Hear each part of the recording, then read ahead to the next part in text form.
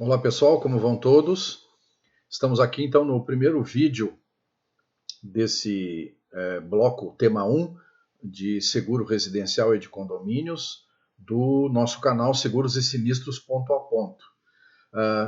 Apenas lembrando, o link que vocês têm nessa página aí apontando é o link do nosso vídeo inicial, onde a gente apresenta tudo que vai ser abordado no canal, que são 12 temas. Então é importante que, se você ainda não deu uma olhada nele, tá? Assista ele até o fim, tá?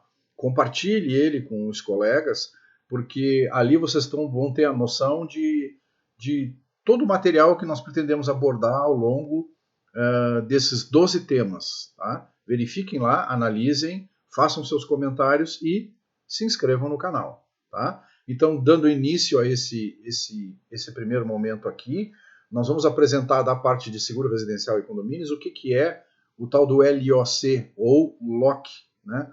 E por que ele influencia nos custos? Na realidade, hoje, nosso produto de seguro que nós temos, nos cotadores que nos são apresentados pelas seguradoras, é raro a gente observar a presença no cotador, na tela, a figura do LOC, mas ele está lá por trás, tá? E eu vou mostrar para vocês como, né? E qual é a importância que ele tem para uma cotação correta e adequada, tá? Vocês vão observar, por exemplo, assim, ó, o L ele significa localização, tá? A localização ela está dividida normalmente em classes. Isso é da antiga tarifa do IRB ainda, né? E essas classes estão vinculadas sempre à melhor estrutura que a cidade tiver em relação a poder atender uma emergência de incêndio, né?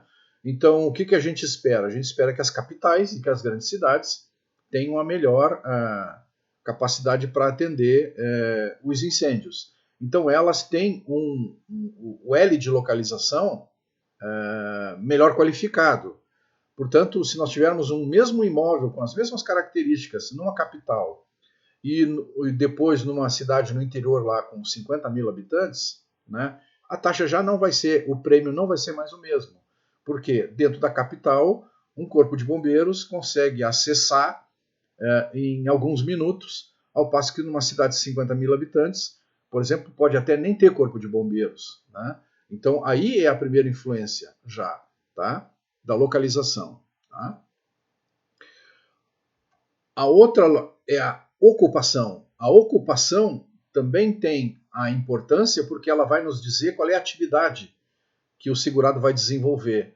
E no momento em que a gente informa, normalmente os cotadores abrem listas, né, de ocupação, quando a gente identificar a ocupação do segurado ou a mais aproximada, ali por trás vai estar identificado se a ocupação é uma indústria, se é comércio, se é prestação de serviço, né? Se está havendo uso de combustíveis naquela atividade, se vai ter inflamáveis naquela atividade, se vai trabalhar com materiais combustíveis, né? Enfim, a seguradora já sabe, e do LOC, o O da ocupação, através daquela atividade que a gente identificar, e esse é o cuidado que a gente tem que ter na hora de montar o contador ali, buscar qual é a informação correta, porque pequenas variações ali podem alterar a taxa, tá?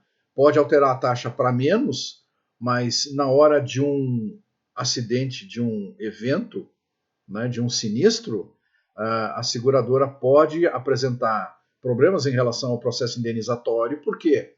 Porque a informação da ocupação foi equivocada por parte do corretor, né? Então aí é uma responsabilidade muito grande, né? E aí a gente tem a diferença. Por que uma indústria, por exemplo, é muito mais agravada em termos de taxa do que uma escola, né? Porque a indústria tem o risco de trabalhar com processos a quente, né? Processos que podem envolver muitas situações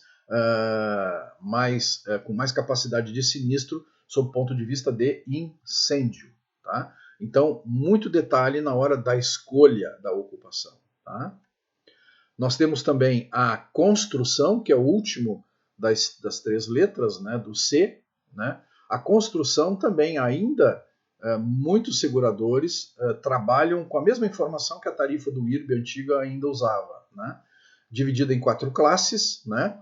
A classe 1 seria a classe superior, construção superior, que é a classe construída toda em alvenaria, né? Todo o imóvel, a edificação construída em alvenaria, com lajes de concreto, ou com outros tipos de material combustível, né? Incombustível.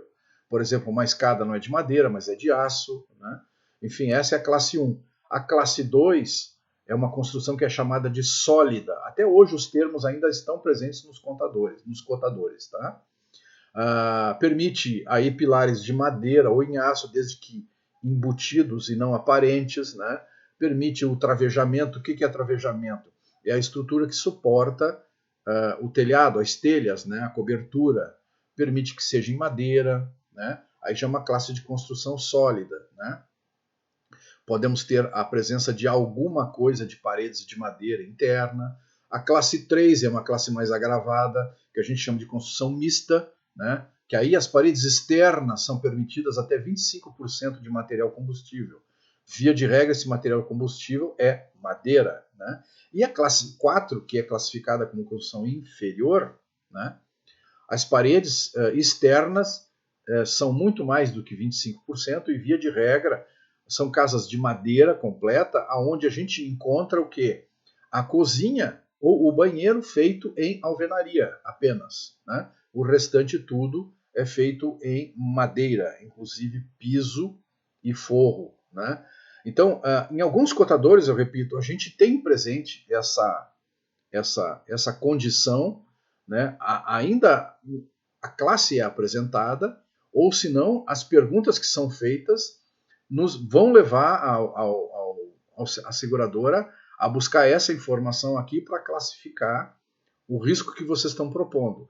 Sendo que, via de regra, a maioria das seguradoras, quando o imóvel é de classe 3 ou 4, com as informações que nós prestamos, ou os riscos são muito agravados, ou são exigidos inspeção, ou sequer são aceitos, né?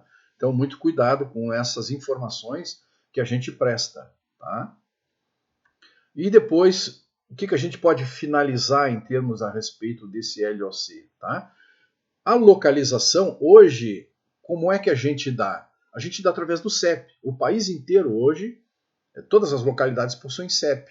Então, no momento em que a gente joga o CEP lá dentro, do LOC, o L já está resolvido ali. Então, facilmente, eles já sabem se nós estamos diante de uma capital, de uma grande cidade ou de uma pequena localidade, né? Na relação do LOC, eu repito, ainda o olhar é da tarifa antiga do IRB. Ela funcionava muito bem, não tem por que não funcionar agora. Só que, evidentemente, que os cotadores têm, né, os seguradores apresentam telas diferentes, mas por trás essas informações ainda estão presentes, né?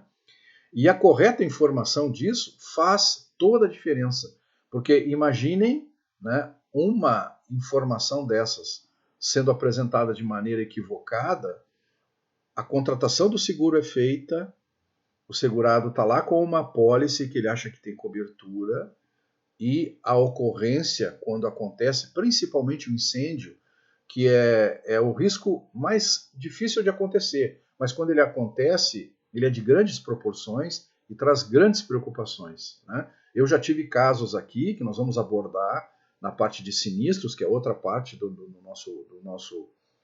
nosso canal, aonde eu cheguei para atender, por exemplo, um sinistro de incêndio. Eu estava com a apólice na mão. A apólice era de quê? De uma edificação de classe superior, toda construída em alvenaria. Quando eu cheguei lá, eu não vi uma parede de alvenaria, tudo incendiado e só cinzas no chão. Qual é a conclusão que se fez? Algumas fotos eu fiz e a seguradora simplesmente encaminhou uma negativa, tá? Ou seja, provavelmente, infelizmente, o colega corretor que contratou essa apólice, né, contratou de maneira equivocada, né? Porque talvez até a seguradora não tivesse aceitação para seguro de casa de madeira, mas ele fez um seguro informando que era tudo alvenaria, né? Então temos que ter muito cuidado com isso, tá? Porque senão nós temos diferenças de prêmio que podem ser em função de um LOC informado de maneira equivocada. Tá? Espero que tenha sido atendido pelo menos as expectativas iniciais a respeito dessa informação. Tá? Eu reitero o convite para se inscrever no canal, né? E se você gostou, apresente aí o seu like e os seus comentários para depois a gente poder analisar e observar e procurar evoluir. Tá? Muito obrigado por enquanto, fiquem com Deus.